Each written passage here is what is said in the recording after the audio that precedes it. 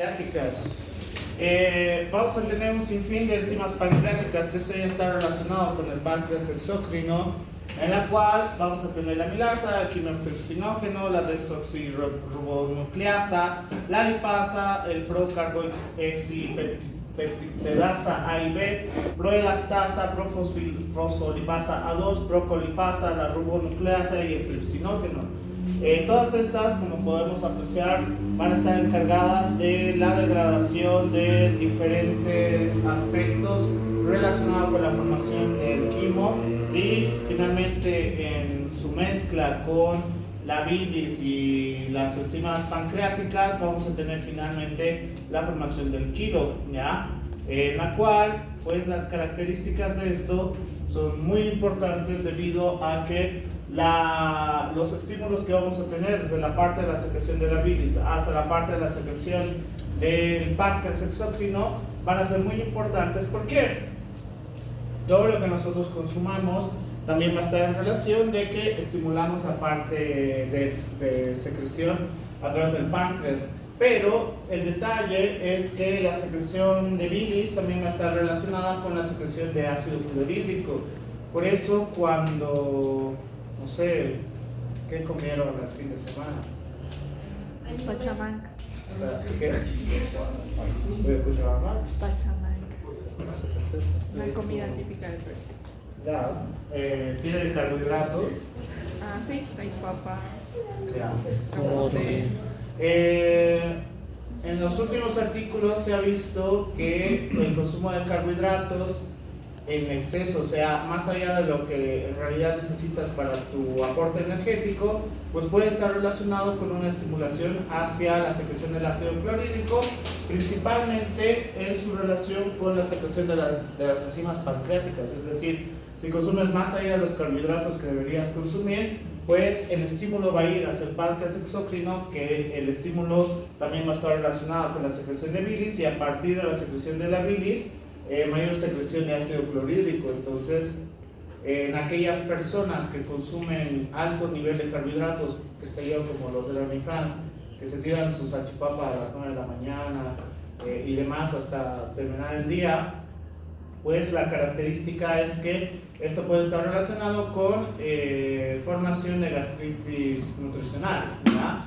O gastritis alimenticia, cualquiera de los dos nombres. Está bien. Entonces, la relación es muy importante. Si bien los carbohidratos son muy importantes y muy necesarios, puedes determinar cuándo sí y cuándo no, ¿ya? Dentro de estas características, y lo que les decía hace rato, el principal factor para estimular también el ácido clorhídrico es la estimulación vagal, ¿ya? La estimulación vagal va a ser uno de los aspectos más importantes que vamos a tener, y que esta va a estar relacionado también con la secreción de bilis. Qué bien. A partir de todo este proceso, el intestino delgado va a ser muy importante para el proceso de absorción.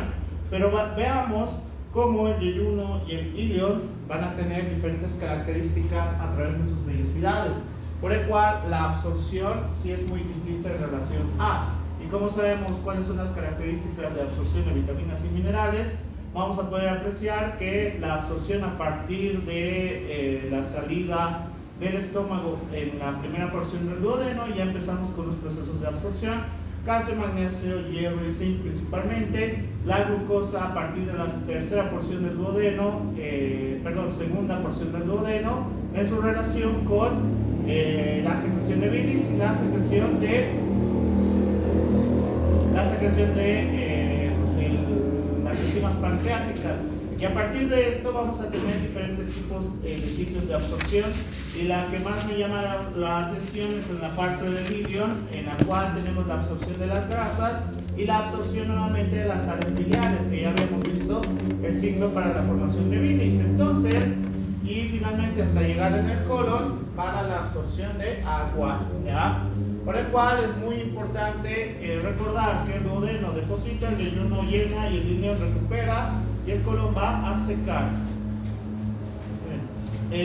Una de las características relacionadas con una buena función o una mala función es justamente la microbiota intestinal, ¿ya? La microbiota intestinal se ha podido ver en artículos salieron el año pasado, que hay una relación entre una buena función desde la fase cefálica hasta la fase intestinal, que la microbiota intestinal tiene mucha relación, ¿ya? Por el cual, en este sentido, tenemos que tener en cuenta que debemos tener una microbiota intestinal adecuada. ¿Cómo podemos tener esto? A través de dos factores, los prebióticos y los probióticos. ¿Cuál es la diferencia entre uno y otro? Prebióticos y probióticos. Los probióticos. Muy literal en el sentido, ¿no? Los probióticos son los que aumentan la microbiota. Ya, los probióticos van a ayudarnos a una producción mucho más adecuada de nuestra microbiota como tal, ¿ya? Por eso, hoy por hoy, sobre todo relacionado con el kefir, que es, no sé si se ha vuelto muy popular en esta época, es un probiótico en la cual nos va a ayudar a poder estimular la formación bacteriana, porque es eso, de nuestra microbiota intestinal, lo cual va a ayudarnos a procesos de degradación de manera mucho más rápida, sin exagerar la función a nivel intestinal, mientras que los prebióticos van a estar relacionados principalmente con su estimulación en relación con la parte del sistema inmune también, o sea, que tengamos una disminución en la característica de afección en la parte gastrointestinal, sobre todo cuando están con el consumo de antibióticos, ¿ya? La parte de los prebióticos nos puede ayudar a que la microbiota intestinal pues no sea limpiada cada que utilicen antibióticos, pero esto depende de muchos factores también, ¿ya? Por eso el consumo de frutas, verduras, etcétera, etcétera es tan importante, mientras que los probióticos, que podemos tener probióticos con generación de bacterias directamente, o por ejemplo los lácteos también puede ser una gran manera de estimular la parte probiótica, etcétera, etcétera. No sé si alguna vez han leído esto, pero los probióticos, funcionalmente hablando, ¿en qué nos ayudarían? En funciones. Por ejemplo, en esta fase de absorción, la microbiota intestinal es importante porque ante ciertos tipos, sobre todo al consumo de frutas, verduras, que el proceso de degradación es un poquito más complejo, pues la microbiota intestinal nos puede ayudar a una degradación mucho más efectiva, por el cual una microbiota intestinal alterada o patológica puede llevarnos a procesos inflamatorios, que es lo más importante que refiere este artículo, por el cual cualquier alimento nos va a llevar a un proceso de inflamación constante. Por eso hay algunas personas que sea lo que sea que consuman, inclusive solo al tomar agua, sienten cómo se empieza a hinchar toda la parte abdominal, ¿ya? Esto puede estar relacionado con una microbiota intestinal alterada o patológica, lo cual tenemos que determinar que sería lo mejor en este caso con prebióticos y probióticos. Esto se explica muy fácil, sobre todo en aquellas personas que no consumen ningún tipo de fruta ni verduras en primera instancia, y que encima de la poca microbiota intestinal que tienen, no podamos estimular mayor población el término no es correcto, pero mayor formación de estos microorganismos en la parte de la microbiota, ya a través de los probióticos, por el cual están en una fase intestinal constante, y esto puede afectar a los procesos de absorción, por si acaso, ¿ya? O sea, todo tiene un sentido, por el cual la microbiota saludable no solamente tenemos que verlo desde el punto de vista de función como tal, sino que la diversidad de la microbiota también va a estar relacionada con la microbiota saludable, o bueno, según refiere este artículo, que para determinar que sí tenemos una microbiota estable o saludable, tenemos que tener diversidad, la composición de estas,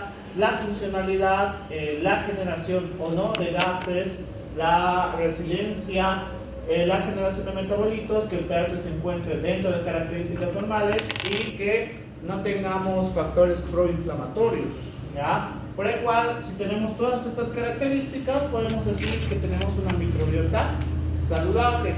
En la mayoría de los casos no. ¿Bajo qué aspectos? La generación de gases y los procesos inflamatorios. ¿Ya? O sea, cuando ya cualquier alimento tiene la característica de generarte gases constantemente en cualquier punto del día, entonces eso también está relacionado con que la alteración de la microbiota puede ser uno de los factores. ¿Ya? ¿Cuál alimento? Porque esto me han enseñado el micro y parásito y o parásito es el que tiene la característica de generar gases por el proceso de degradación. ¿Qué? ¿La qué? Lactobacillus. Alimentos. Está bien los lactobacillus, pero ¿qué alimentos? Es normal. No necesariamente. Las semillas. Bien, semillas. Las semillas por el proceso de degradación, que el proceso de degradación principalmente está relacionado con la microbiota intestinal. ¿Ya? En este sentido, si la microbiota intestinal es la encargada de degradar, al consumo de estos tiene la capacidad de mayor generación de gases. ¿Ya? Solamente cuando consumimos estos, es decir, si ustedes les empiezo a dar maní, no sé, en este momento, para la tarde la gran mayoría de ustedes van a empezar a generar gases, ¿ya? Y esto es normal, pero si yo estoy consumiendo, no sé, yogurt, mal ejemplo, si yo estoy consumiendo agua, por ejemplo, y empiezo a generar gases, esto no es normal, ¿ya? Para nada es normal.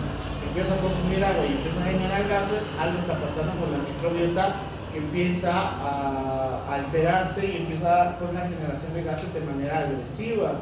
Hay que determinar qué es lo que está ocurriendo en ese paciente, que normalmente está relacionado con o cómo podemos alterar la microbiota, la alimentación, que es uno de los puntos más importantes, el uso indiscriminado de antibióticos y procesos inflamatorios continuos, o sea, por ejemplo, gastritis, colecistitis y demás. Todas estas pueden estar relacionados con una alteración de la microbiota. En este sentido, tenemos que determinar cuál es el factor por el cual el paciente tiene estas características.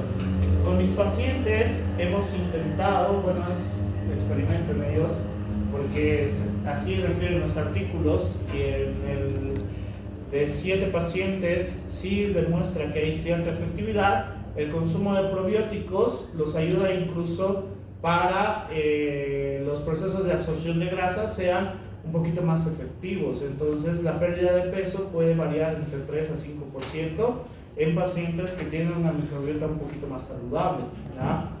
¿Por qué? Porque el proceso de absorción de todo lo nuevo que están comiendo es mucho más efectivo. Por el cual, ¿qué es lo único que hemos utilizado? Kefir. Ahí hay un paréntesis, por si acaso, y esto es un artículo que recién salió el anterior mes.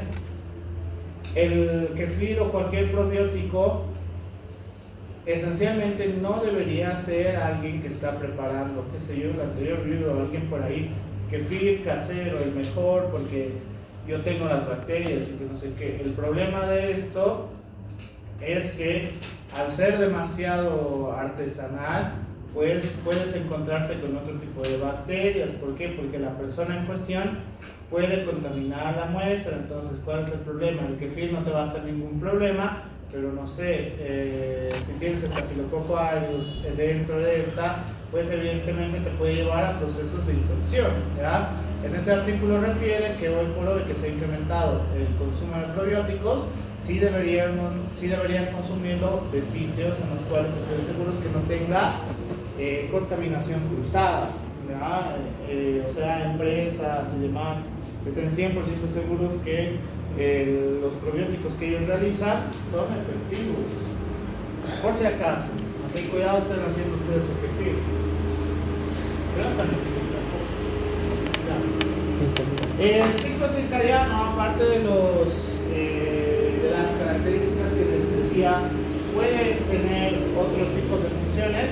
Sí, el ciclo circadiano se puede determinar que puede tener alteraciones relacionadas, La microbiota puede afectar otras funciones relacionadas con el ciclo circadiano, como puede ser al momento de la generación o consumen algo a las 8 de la noche.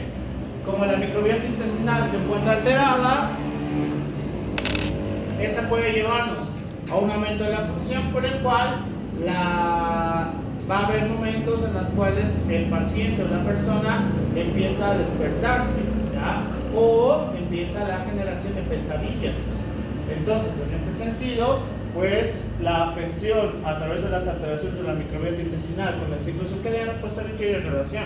Pero el ciclo circadiano está relacionado con la microbiota, sí, también. En aquellas personas que madrugan, que se mantienen despiertos durante este proceso en el cual deberían dormir, pues sí está relacionado con un factor proinflamatorio. En este sentido, como es un factor proinflamatorio, lo que yo les he dicho hace un momento, el factor proinflamatorio puede estar relacionado con una alteración de la microbiota intestinal, ¿ya? Por eso tenemos que tener un estilo de vida adecuado, en la cual dormir es de los procesos más importantes que vamos a tener, relacionado con una microbiota intestinal sana. La comida es uno de los factores más importantes que tenemos. Si nosotros comemos basura, pues la microbiota intestinal también va a ser basura. Ese es el problema. En este sentido, pues es complicado, pero igual haciendo un experimento de método científico, cuando comía cerca de la universidad, he podido determinar que hay sitios que son mejores que otros, en el sentido de que ofrecen características variadas, ¿ya? No la típica hamburguesa, pollo a la rosa, pollo al estilo que hay en muchos lados por acá. Entonces, que tampoco varía tanto el precio. Por ese sentido, pues la excusa que ponen todos a mi alrededor, que si comen cerca de la universidad, es que, pero es que no hay nada más. Eso es falso. Cuando yo comía, había muchas opciones, entonces depende de cada quien. Hay más opciones, depende de buscar y saber y determinar qué.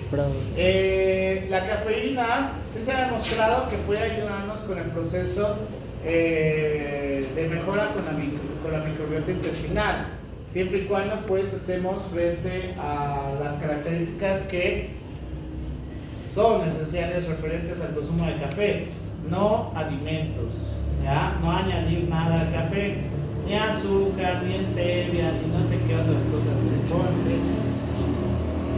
tampoco nada de alimentos, y pues este sí nos puede llevar a una regulación adecuada. Incluso la parte del café nos puede ayudar para la regulación de la conciliación del sueño.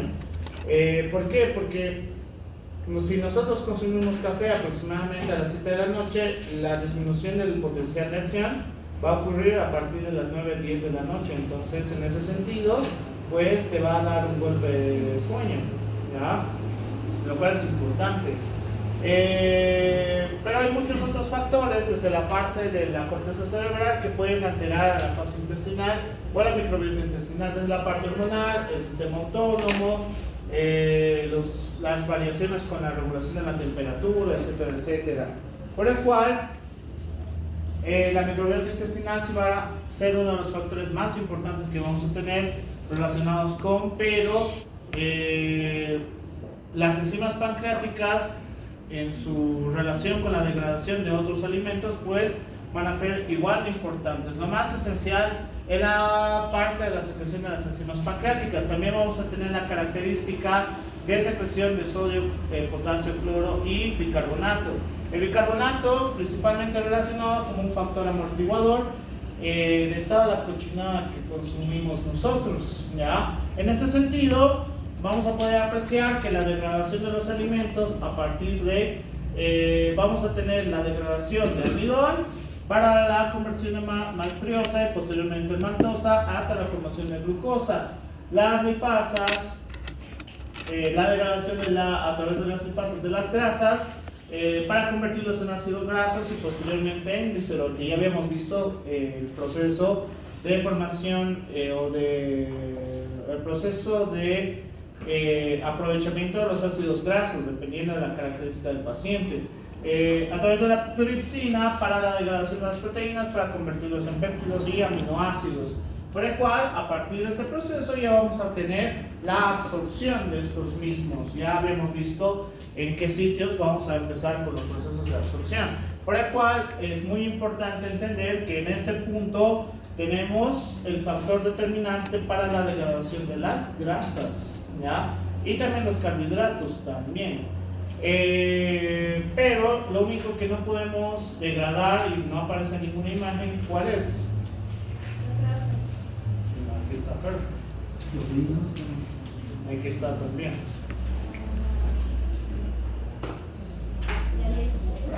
No, estaba en la fase gástrica. ¿Se degradan los minerales? ¿Qué? No, está en relación con los carbohidratos. Pero hay cierta relación. La sacarosa y parte de fibras, pues técnicamente no tenemos alguna sustancia para degradarlos, sino acá va a entrar directamente la microbiota intestinal, ¿ya? Entonces, en esta parte solamente nos falta entender que la microbiota intestinal va a tener la característica de degradación. Por eso cuando están con procesos diarreicos, ¿qué les dice que consuman? Aparte de antidiarreicos, fibra, ¿ya? Fibra. ¿Por qué? Porque la característica de la fibra es que también puede regular en parte la microbiota intestinal, así que es importante consumir de todo, por si acaso. Qué bien. Entonces, a grandes rasgos vamos a poder entender que la parte de la degradación de las proteínas va a comenzar en la parte de la fase gástrica, principalmente relacionado con el factor intrínseco para la formación de vitamina B12, y que esta vitamina B12 finalmente vamos a poder tener el proceso de absorción en la zona intestinal a través de las células epiteliales, mientras que puede ocurrir que no exista una degradación completa desde la parte de la degradación de las proteínas, y en la parte de la segunda porción del duodeno todavía podemos hacer el proceso de degradación de estos péptidos para convertirlos en polipéptidos, y a partir de estos estén relacionados para la conversión de proteínas plasmáticas, ¿ya? En este sentido, es muy importante entender la correlación que tenemos desde la fase gástrica hasta la fase intestinal para su posterior absorción y aprovechamiento de estas mismas. En este sentido, también podemos entender que la lactosa, la sacarosa, el almidón van a ser muy importantes en su proceso de degradación que tenemos desde la fase gástrica hasta su aprovechamiento de la maltosa, la sacarosa y la lactosa, principalmente en su relación con formación de glucosa, ¿ya? Por el cual entender cómo comienza todo el proceso de degradación desde arriba hasta la fase intestinal es esencial para saber el por qué la mayoría de creencias de las personas están mal. Desde un punto de vista fisiológico, es importante consumir leche, es importante, o bueno, lactosa en general. Lactosa, no glucosa directamente, eso es un error. A partir de el consumo de carbohidratos para que finalmente tengamos la capacidad de formación de glucosa, ¿ya? Que es energía propiamente. En este sentido, aquellas personas que tengan restricción absoluta de carbohidratos, ¿qué es lo que les puede ocurrir? ¿Qué les ocurre a ustedes? ¿Qué? ¿Desmayo? No, deshidratación. Carbohidratos.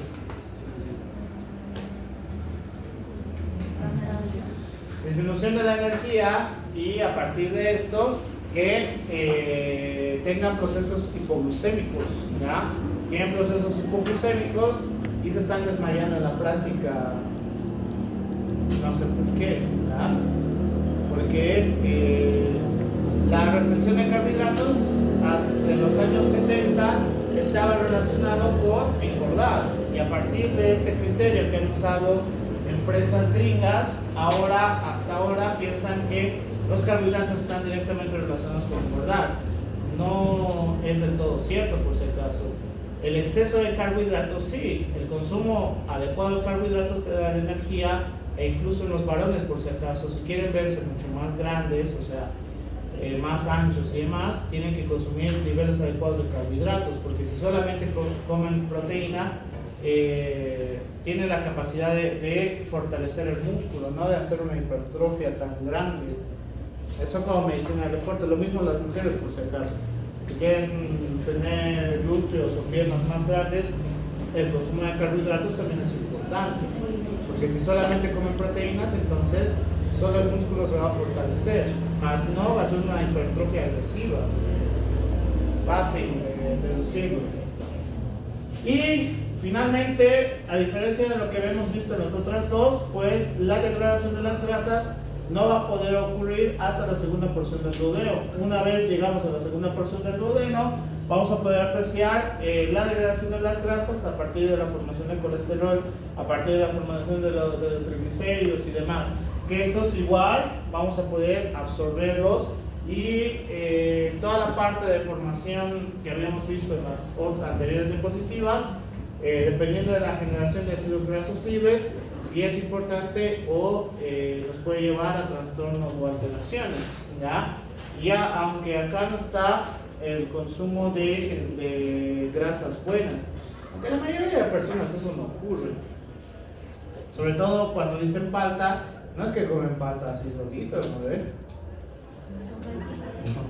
Exacto, le tiran su pan, queso, no sé qué otras cosas más, entonces así se altera mucho el aprovechamiento de una grasa buena, por si acaso.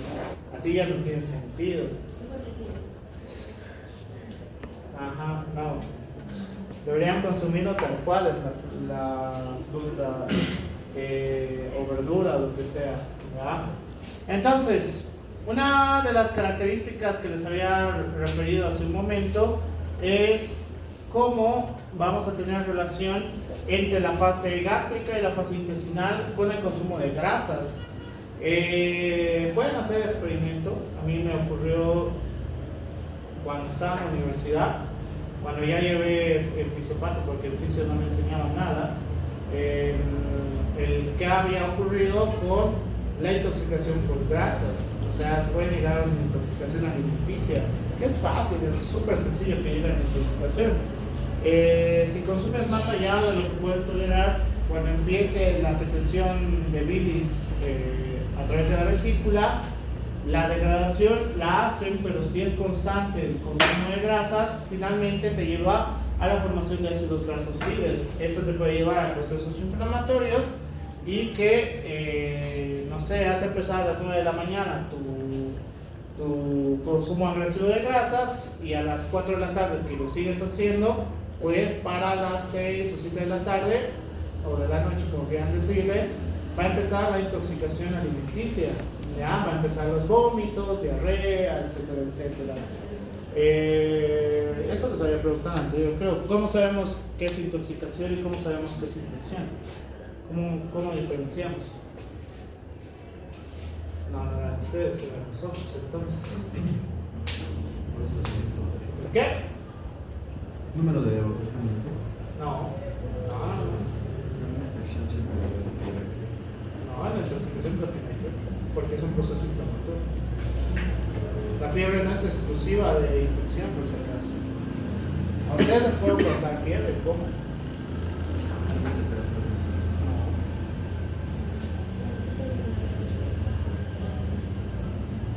¿Tipo de comida?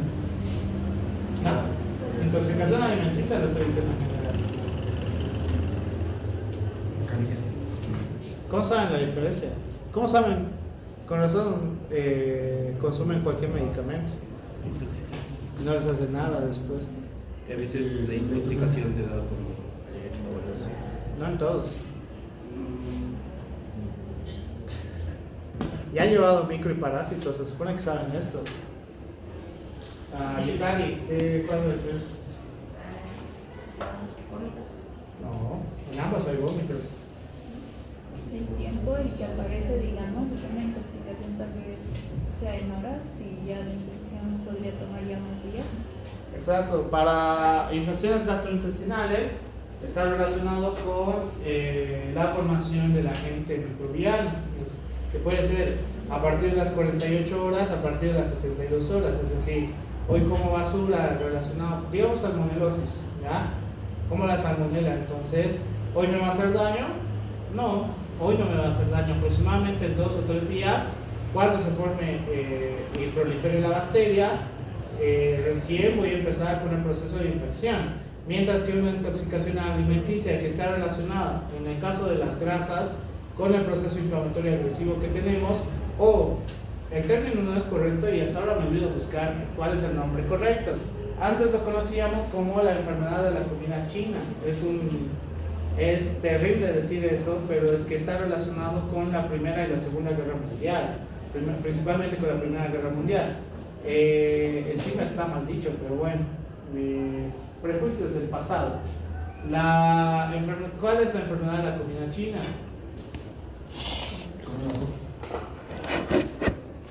¿Comer arroz? No, o sea, está relacionado con el arroz, buena deducción, pero entre la Primera y la Segunda Guerra Mundial, que participaban los países asiáticos en este sentido, se ha podido determinar que cuando el almidón empieza a enfriarse, tiene la característica de proliferación microbiana, ¿ya? Proliferación.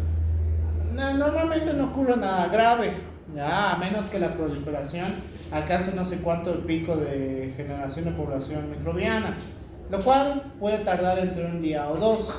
Pero cuando ya tienes proliferación de bacterias y haces el recalentado de estas bacterias, empieza la generación de toxinas, liberan toxinas. Entonces, la enfermedad de la comida china te llevaba a una intoxicación alimenticia cuando recalentabas arroz, que normalmente ocurría. ¿Por qué? Porque guardaban el arroz por días, ¿ya? Y cuando lo recalentaban, empezaba el proceso de intoxicación alimenticia. En la Primera y Segunda Guerra Mundial lo han podido apreciar, pero lo asumían que ocurría por múltiples causas, por causas de la guerra, evidentemente, entre agua no potable, etcétera, etcétera. Pero ha habido un periodo, no estoy seguro cuál ha sido el periodo o los años, en la cual de restaurantes de comida china ha habido una población enferma, ¿ya?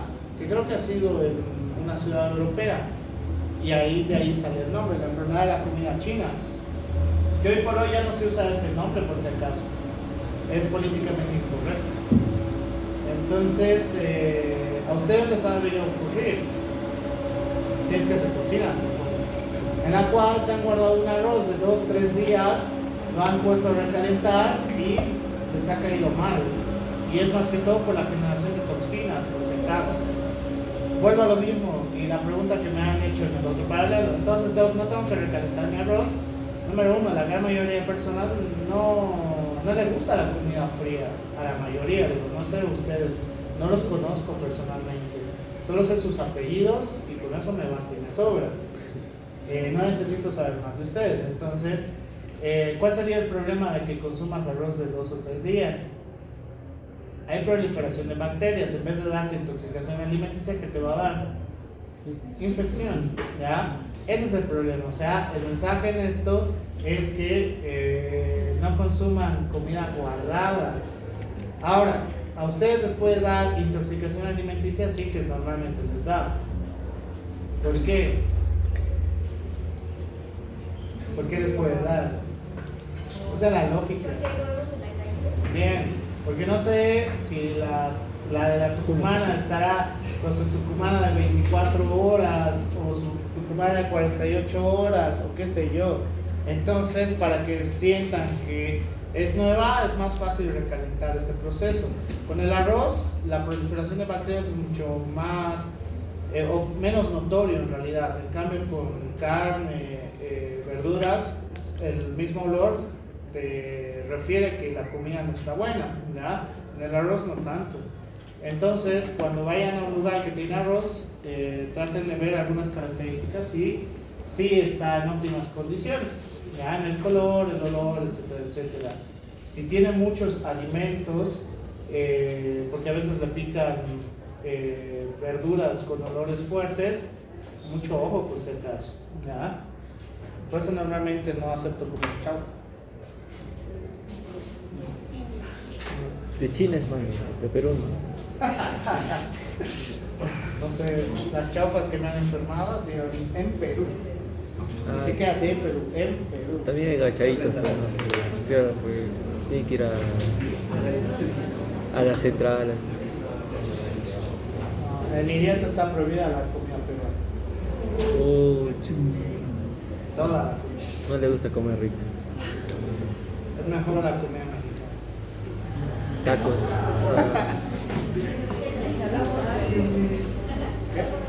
No, dije nada. Tacos. Me gustan los picos específicos a mí. ¿Qué? Por el maíz. Burrito. Me había olvidado. Era un dato. Por ejemplo, técnicamente hay un alimento que no lo podemos procesar desde hace miles y miles de años, pero que hasta ahora lo seguimos consumiendo, que es el maíz, ¿ya? El maíz se procesa gracias a la microbiota intestinal, no se procesa por nada relacionado con Los choclitos. la parte fisiológica de secreciones. Si tu microbiota intestinal no es la adecuada, entonces no puedes procesar maíz. ¿Y cómo sabes eso? Entra maíz y sale maíz, entonces Sí. es por eso, por si acaso, ¿ya? Nuestro organismo, a pesar de que lo consumimos hace miles y miles de años, la única manera de que lo pueda aprovechar y degradar es a través de una microbiota intestinal sana. Cuando no la tienes, entra maíz y sale maíz. Así de sencillo. Hay otros alimentos, sí, pero el más llamativo es el maíz, porque en toda Latinoamérica, por ejemplo, hace miles y miles de años que consumen maíz. En Europa no tanto, depende de la zona, pero en Latinoamérica sí. México ni qué decir, en Perú igual consumen maíz, o lo llaman choclo. Maíz morado. ¿Ve? Pero no se Hay el come. consumo Sí, de todo. de este alimento que es muy importante, pero que lo aprovechamos como si fuera carbohidrato siempre y cuando nuestra microbiota intestinal esté sana. Hagan el intento, consuman maíz y si sale como maíz, entonces su microbiota no está tan sana que digamos. No tiene que salir maíz. No, tiene que estar degradado. No tiene que entrar entero. Entonces, la parte del peristaltismo, vamos a poder apreciar que vamos a tener diferentes tipos de peristaltismo, desde segmentación rítmica, aumento de la presión intraluminal para el proceso de aceleración hacia adelante, ondas peristálticas, peristaltismo inverso para la generación de mayores ondas y un acortamiento del peristaltismo, en la cual todo esto va a estar relacionado principalmente con las características de absorción, ¿ya? Dependiendo en qué sitio intestinal nos encontremos, pues en algunos casos por esto se debe a una segmentación rítmica, ondas peristálticas para el aumento de la presión intraluminal, etcétera, etcétera. Y que finalmente este proceso va a acabar en aproximadamente 3 a 5 horas hasta llegar a la válvula ileocecal. Llegamos a la válvula ileocecal, el aumento de la presión hace la apertura de la válvula ileocecal.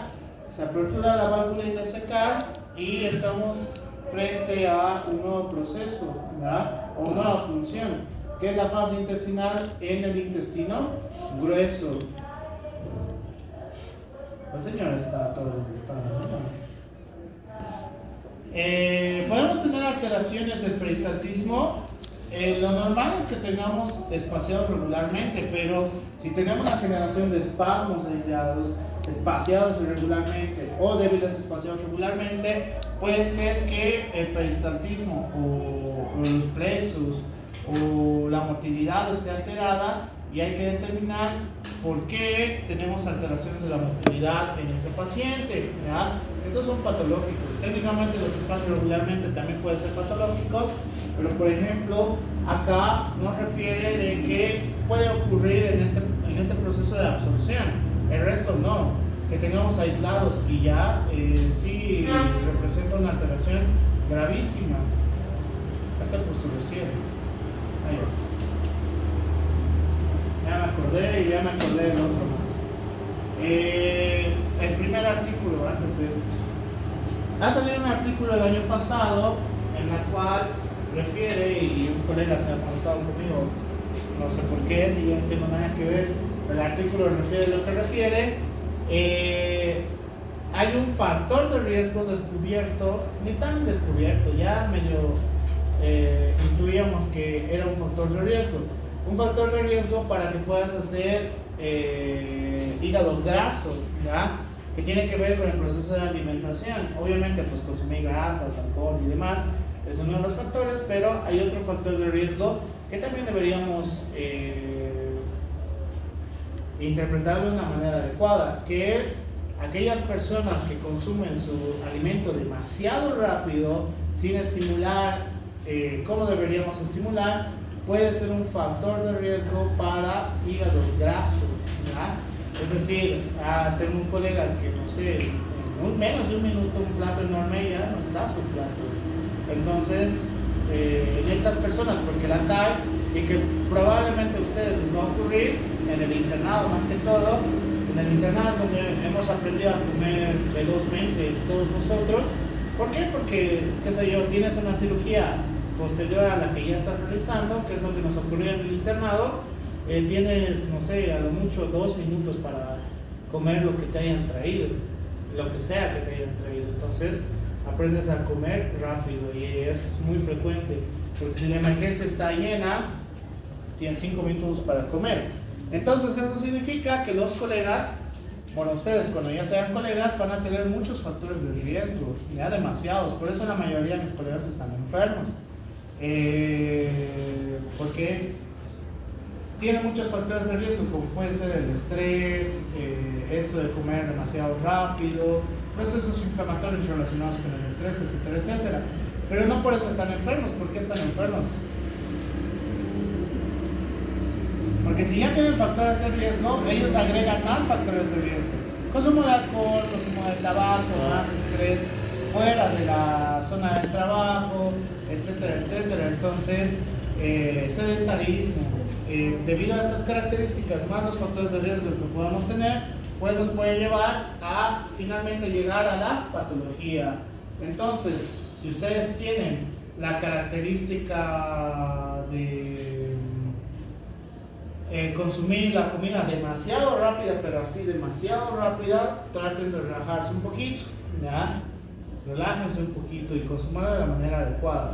Pero la generación de tejido adiposo para la formación de hígado graso, o inclusive que nos lleve en relación con la obesidad, hay este artículo en el cual nos refiere que en ciertas horas deberíamos tener un tipo de consumo mucho más específico. Por ejemplo, en la hora del desayuno, breakfast, debería ser alto en proteínas con un niveles adecuados de carbohidratos, referente a la necesidad de aporte energético del día, en la cual esto nos puede ayudar a que el proceso de secreción de cortisol y la secreción de insulina, que normalmente tenemos en su pico más alto relacionado con el desayuno, pues podamos aprovecharlo, mientras que como esto va a empezar a bajar a partir del mediodía, pues a la hora del almuerzo sí sería adecuado reducir los carbohidratos y empezar a tener un aumento de consumo de vegetales y aumento de consumo de proteína, ¿ya?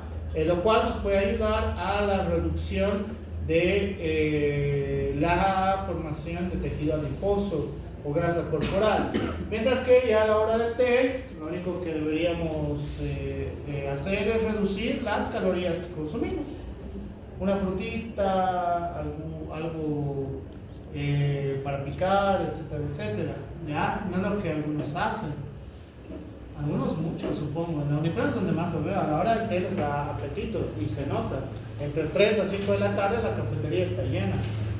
Lo más sano que yo he visto que consumen es un café con un pan. Eso es lo más sano que yo he visto. O sea, la cantidad de azúcar que le echan y demás. Y a partir de eso, pues ya le están echando según la salchipapa doble, según la hamburguesa doble del día. Entonces, pues la relación de aprovechamiento a través de la secreción de hormonas no la están aprovechando. En realidad, lo único que hace es un aumento de la secreción de insulina, un aumento de la secreción de cortisol, como si fueran las primeras horas de la mañana. mañana, por el cual esto nos puede llevar a procesos de formación de mayor cantidad de tejido adiposo, fácil. Y a la hora de la cena, ya bajarle mucho a la cantidad de consumo de calorías porque no las necesitamos porque vamos a dormir. Algo muy ligero, demasiado ligero, si es que tienen la necesidad imperiosa de cenar, ¿ya? Si no cenan, pues no hay mucho que se pueda hacer. La hora del té es a nivel Latinoamérica sí es bastante importante.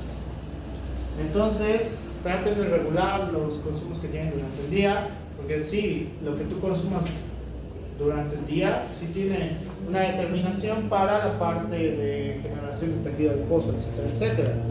¿De acuerdo? Dicen los artículos. Entonces, esto que sea, les voy a pasar el artículo, lo van a ver. ¿Qué es eso? Lo leo. Está en ruso, solo esta parte tiene en inglés. Rus. No sé en inglés. Usas chat. No, se equivoca. En realidad, acá podemos ver que la microbiota intestinal va a tener muchos factores relacionados con el aprovechamiento de la secreción de hormonas, con alteraciones a nivel de la circulación, que a través de factores proinflamatorios, podamos empezar procesos de alteración desde la parte del sistema nervioso central. ¿En qué sentido? En que se altere la secreción de liberación de quimiotransmisores relacionados con estimulaciones de los plexos, que a partir de la estimulación de los plexos también tengamos alteraciones de la transmisión a través del nervio vago, a través de la parte de los nervios sacros, los nervios lumbares, para la estimulación de peristaltismo, etcétera, etcétera, y que a partir de estos procesos también empecemos alteraciones de las secreciones hormonales, ¿ya? Empezamos los procesos de alteraciones de las secreciones hormonales, como puede ser la hormona cortisol, muy arriba estoy, la secreción de ACTH, la hormona de crecimiento, en relación con la secreción de insulina, etcétera, etcétera. Todas estas, todo esto puede cambiar con una microbiota totalmente alterada, sobre todo con el factor proinflamatorio, ¿ya? Una microbiota que esté estimulando, bueno, técnicamente esa no es la terminología correcta, que un proceso inflamatorio esté alterando la microbiota intestinal y que continúe, nos puede llevar inclusive a una alteración del sistema inmune, en la cual esto nos puede llevar a que el sistema inmune cada vez la secreción disminuya y que estemos propensos a infecciones gastrointestinales de manera mucho más rápida. Por eso hay algunas personas que casi toda la comida los enferma, ¿verdad? Comen algo y ya están con infección, comen otra cosa y ya están con infección. Todo esto nos puede llevar también a la alteración de absorción de todas estas los minerales, vitaminas, la degradación de los alimentos no sea la adecuada y que solamente puede llevarnos a un proceso de degradación a través de las heces fecales y ya. Entonces, la microbiota intestinal, que este es el último artículo que yo saqué referente a esto, es muy importante en muchos factores. Si no tenemos una microbiota intestinal adecuada, o peor, una microbiota intestinal patológica, nos puede llevar a alteraciones severas en muchos aspectos, demasiados aspectos. En este sentido, tenemos que tener mucho cuidado. ¿Por qué? ¿Y por qué ha salido este artículo? Porque la alimentación ha cambiado mucho y se han ido a los extremos. Hay personas que se alimentan excelentemente bien, o sea, ya en un punto muy exagerado, y están los otros que ya se alimentan extremadamente mal, ¿ya? O sea, su salchipapa para la mañana, luego, no sé, ¿qué se les ocurre? ¿O qué han visto? Yo sé que ustedes no son, ustedes se alimentan de manera excelente, pero ¿qué han visto en los demás? A las 10, 11 de la mañana, ¿qué comen? Tucumán, vean, Tucumán, qué buen ejemplo.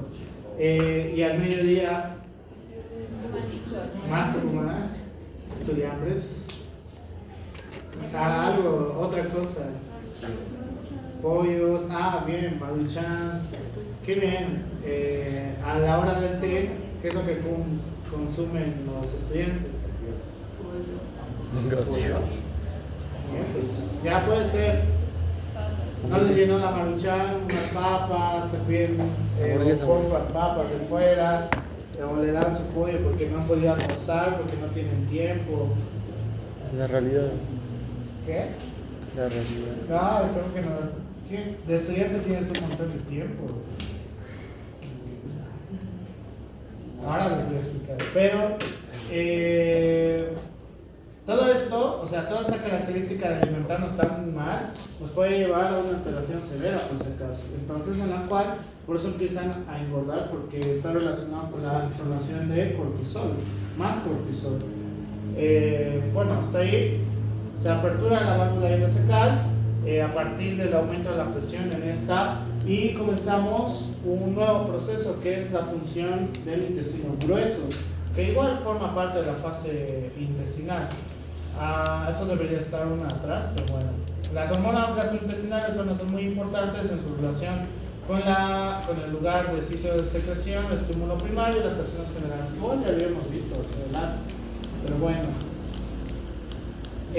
Lo último relacionado es el aprovechamiento que tenemos que tener a través de la absorción de minerales, absorción de vitaminas, etcétera, etcétera, porque sí está relacionado con una función en específico, ¿ya? La deficiencia nos puede llevar a patologías como tal. Eso.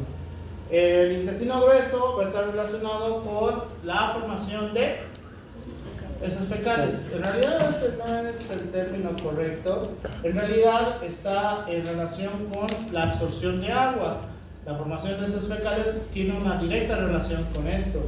En sus porciones anatómicas vamos a ver que en el colon ascendente la característica de las heces fecales van a ser líquidas, ¿ya? En el colon transverso vamos a estar frente a un proceso de heces fecales semilíquidas hasta una masa semiblanda, y en el colon ascendente ya una masa semiblanda hasta el colon sigmoides, en la cual ya es mucho más sólido, por el cual, en lo que refiere, una mala movilidad aumenta la absorción y la presencia de heces fecales duras, relacionados con un exceso de motilidad, pues reduce la absorción y produce diarreas, es decir, aumenta el peristaltismo, nos puede llevar a procesos diarreicos relacionados con el intestino grueso, y una reducción del peristaltismo nos puede llevar a estreñimiento, ¿ya? Y esto, ¿cómo puede relacionarse, por ejemplo? Algo que le ha pasado a un colega, muy gracioso, pero les voy a decir.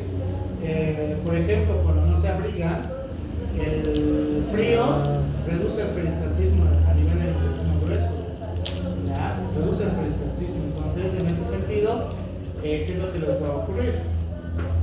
Dolor.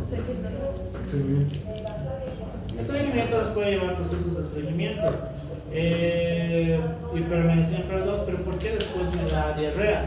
Porque ¿qué es lo que hacen? Si no están abrigados, luego se abrigan. Empieza a generar calor, y ¿qué es lo que va a hacer? Todo lo contrario. Va a empezar a aumentar el peristaltismo, y a partir de esto pues les crea un proceso diarreico. Más común en las mujeres. ¿Por qué más común en las mujeres? Periodo. No. Aunque no, ahora he visto varones igual. Periodo. ¿Con qué? Descubrirse el abdomen, ¿ya? Al descubrirse el abdomen, pues nos puede llevar a alteraciones de estas dos.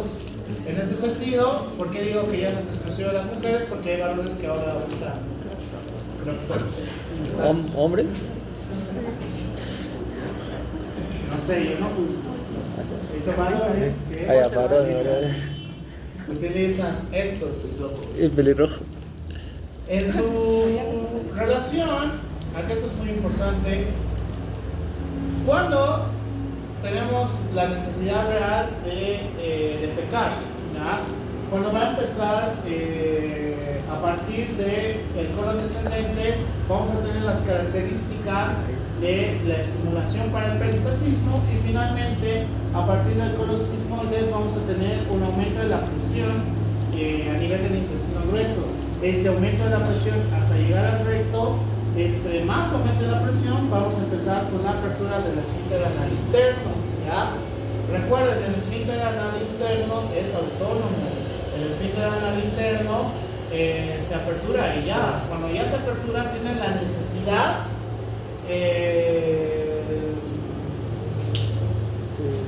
me dio una palabra, necesidad urgente de defecar, ¿ya? Pero ¿por qué no se defecan en los pantalones? Gracias al esfínter anal externo. Si ustedes se pueden controlar, empiezan a apretar, ¿no? Para evitar tener un accidente. En ese sentido es muy importante tener en concepto esto, porque tengo una colega, ahora ya puedo decir colega, que es subespecialista en coloprocto, y en Latinoamérica ha empezado a subir los índices de hemorroides, ¿ya? La edad es indiferente según lo que me refiere ella. ¿Por qué? Porque en realidad está relacionado con una alimentación pésima, la generación de heces fecales son bastante duras, y esto está relacionado con la formación de hemorroides también. También las diarreas, en el sentido que limpiarte constantemente pues, con papel higiénico también puede ser un factor de riesgo hacia la larga para la generación de hemorroides. Y pues, si tienes diarrea todo el tiempo, va a lo mismo, ¿ya? Pañitos. Sigue creando inflamación. Con agua. Entonces, el esfínter anal externo sí nos puede ayudar a este proceso, pero entre más se aguante, ¿cuál es el problema? El proceso de daño que podemos llegar a hacer el tejido, a la larga puede ser un factor de riesgo para hemorroides, como quienes. Los conductores de rutas largas, choferes, ¿ya? Los choferes de rutas largas pues tienen un factor de riesgo para la formación de hemorroides. En ese sentido, ¿por qué? Porque va a haber en algún punto, no sé, estás en un sitio donde de lejos va a ir un baño, entonces van a tener que esperar hasta la siguiente parada, ¿ya? Es peligroso esta situación por si acaso. Por eso mi regla en fisio, porque entiendo de fisiología, bajo ningún concepto fisiológico es bueno aguantarse de ir al baño, seas varón o seas mujer, sea el uno, sea el dos. Entonces, por eso para mí la puerta siempre está abierta y no tengo la necesidad de que me digan por qué están saliendo. Depende de ustedes si lo ocupan o no. La relación con los nervios torácicos, los nervios sacros y parte de los lumbares va a ser muy importante en su relación de estimulación, desde la parte del colon descendente hasta finalmente en relación con el recto, ¿ya? Que los nervios pélvicos sí van a estar relacionados con el esfínter anal externo. Esto es más anatomía, pero bueno. Esto debería estar más atrás, que está relacionado con el vómito. En la parte del vómito tendría que estar, lo voy a arreglar. ¿Qué nos puede llevar hacia el vómito? La presencia de irritantes en el estómago o en el intestino, como puede ser virus, bacterias, entéricos, irritación del sistema percibida por la zona de gatillo, traumatismos encefálicos que están relacionados con esto, y el estímulo anormal de los órganos vestibulares que les ha ocurrido a ustedes. Algunos. ¿Cuál es el estímulo anormal de los órganos vestibulares? A través de la visión y el olor. Que esto los ha llevado a estimulación de la zona del gatillo. Ni siquiera han vomitado, eso es lo peor. O sea, cuando han hecho la práctica y hay algunos de ustedes que realmente se notaba que tenían ganas de vomitar, el ver sacar comida procesada a su compañero de al lado ha estimulado su zona del gatillo y ha empezado a alterar las zonas vestibulares. Por eso, en algunos de ustedes, uno mismo, bueno, también puede ser, las zonas vestibulares se alteran, por eso incluso te sientes mareado, ¿ya? Esto tiene que ver con el sistema nervioso autónomo. Entonces, la característica de ustedes de ver a su compañero pues ha causado que tengan ganas de vomitar, ¿ya? Que tengan ganas de vomitar en un sentido fisiológico, pues esta es la terminología correcta que tenemos que manejar.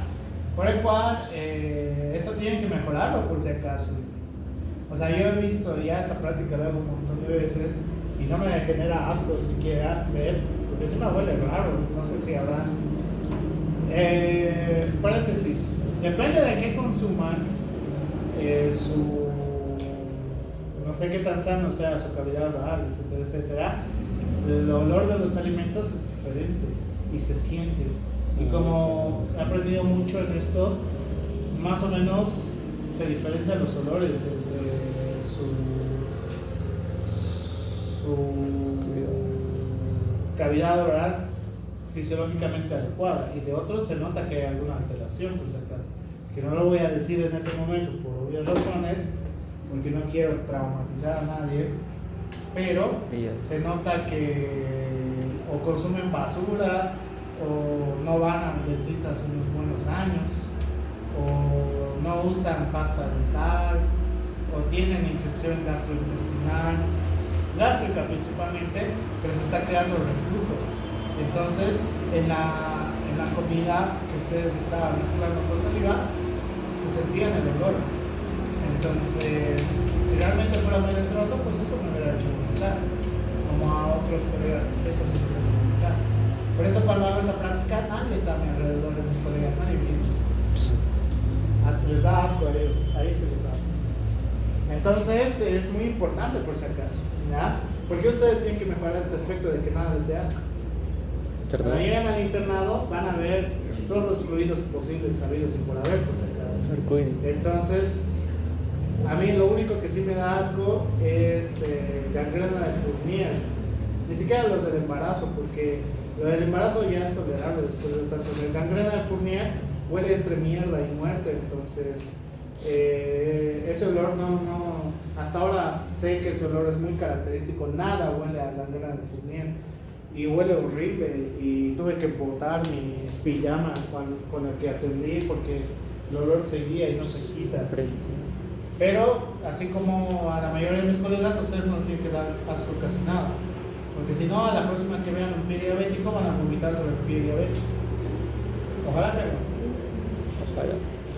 Pueden llevarnos a acelerar el proceso de formación de heces fecales, que normalmente es el único proceso que podemos acelerar, ¿ya?